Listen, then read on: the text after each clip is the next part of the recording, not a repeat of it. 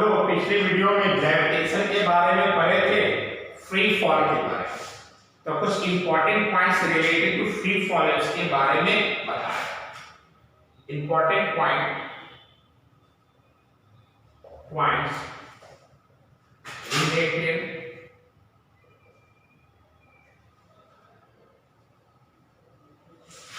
To free fall.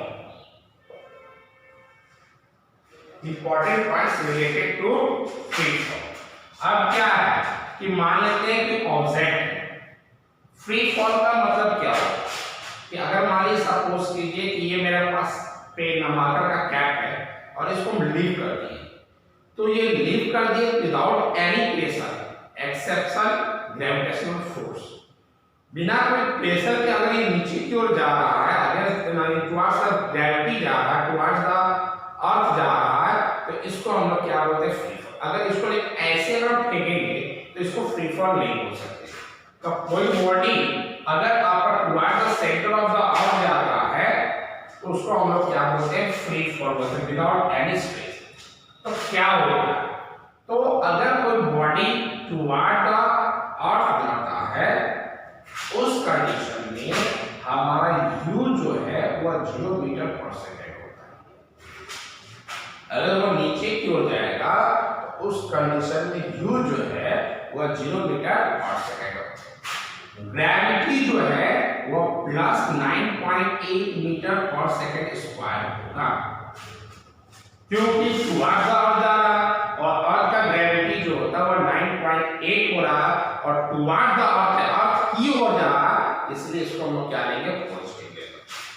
और v जो होगा वह v जो है वो हम फाइंड आउट करेंगे किस हिसाब से वह स्ट्राइक करेगा।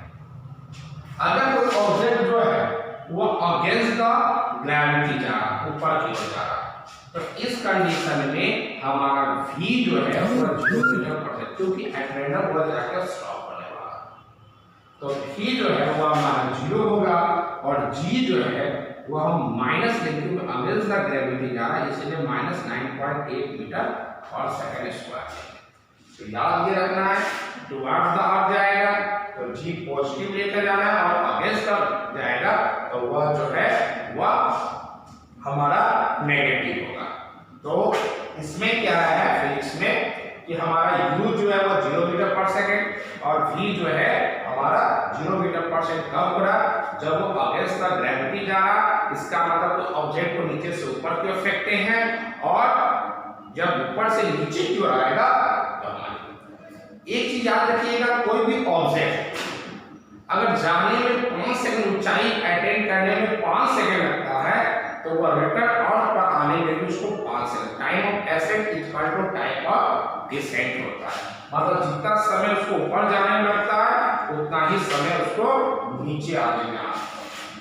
अब हमारा नेक्स्ट टॉपिक जो है वह है मास एंड वेट। मास क्या होता है और वेट क्या होता है। तो मास हो गया, it is the quantity of matter, it is the quantity of matter contained in the body. It is the quantity of matter contained in the body. इस बॉडी में कितना क्वांटिटी उसके अंदर में है, किसी बॉडी के अंदर में कितना क्वांटिटी है, ये मास बताता है। मास का जो यूनिट होता है ऐसा unit of mass is KG, kilogram होता है। ऐसा यूनिट ऑफ मास क्या होता है, वह किलोग्राम होता है। अब मास जो होता है वह प्लेस टू प्लेस चेंज नहीं होता। Mass can not be change place to place. Place to place का मतलब ये हो गया कि मान लीजिए सपोज एक ऑब्जेक्ट है वो अर्थ पर है, वही ऑब्जेक्ट अगर मून पर जाएगा या कहीं भी अदर प्लैनेट पर जाएगा तो अगर उसका मास 50 केजी है तो वह सेम 50 केजी ही होगा, चाहे कहीं भी हो, चाहे on the surface of the earth हो या आपका कहीं दूसरी जगह हो। तो हमारा मास can never be change, mass can never it change place to place, place to place मास कभी चेंज नहीं होता। अब हम लोग आ जाते हैं मास से रिलेटेड ही हमारा नेक्स्ट टॉपिक है, वह है weight. Weight of the body, weight of the body is the force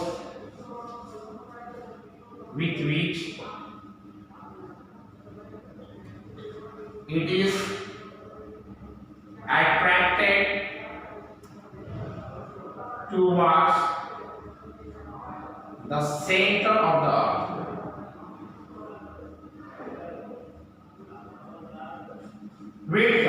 Weight of the body is the force with which it is attracted, body is attracted toward the center of the earth.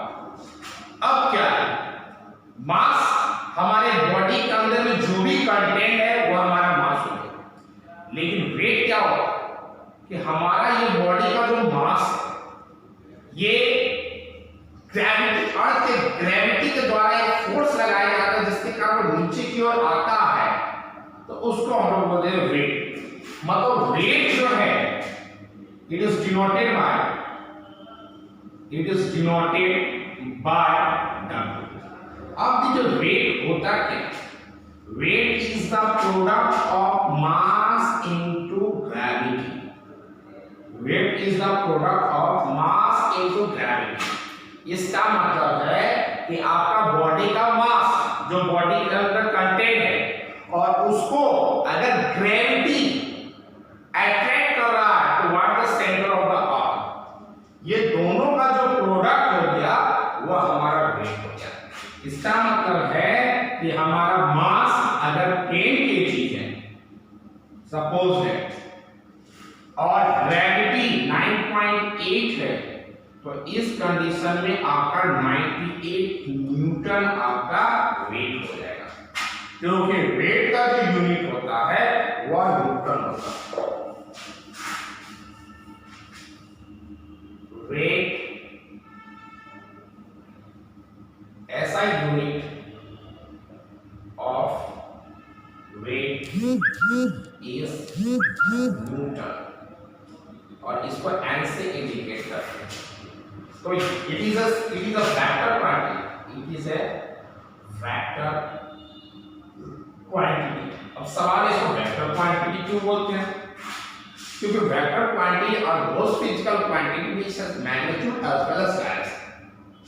अब magnitude का मतलब 98 उसका numerical value, 98 उसका numerical value है, और ये toward the centre of the earth जा रहा, इन द डायरेक्शन जा रहा, एक डायरेक्शन फिक्स डायरेक्शन है, इसलिए इसको हम लोग वेक्टर क्वांटिटी बोलते हैं, जबकि मास जो होता है वह स्केलर क्वांटिटी होता है। Weight can change from place to place. आपका किसी भी बॉडी का वेट चेंज हो सकता है, क्योंकि वेट डिपेंड कर रहा मास और ग्रेविटी से। मास तो चेंज नहीं होता, लेकिन ग्रेविटी जो है वो प्लेस टू प्लेस चेंज होता है। जैसे अभी मैंने बोला toward the centre of the earth के जब सेंटर पर जाया जाता है उस कंडीशन में ग्रेविटी मेरा 0 होता है। तो toward the centre of the earth अगर किसी ऑब्जेक्ट का मास 10 kg है तो उसका weight toward the centre of earth 10 into 0, that means weight हमारा 0। मतलब वेट 0 भी हो सकता है, किसी बॉडी का मास कभी 0 नहीं होता, लेकिन वेट जो है वह 0 हो सकता है, क्योंकि वेट जो होता है वह product of mass and gravity है, और अगर हमारा ग्रेविटी अगर 0 है तो हमारा वेट भी क्या होगा, 0 होगा। तो वेट कैन बी 0।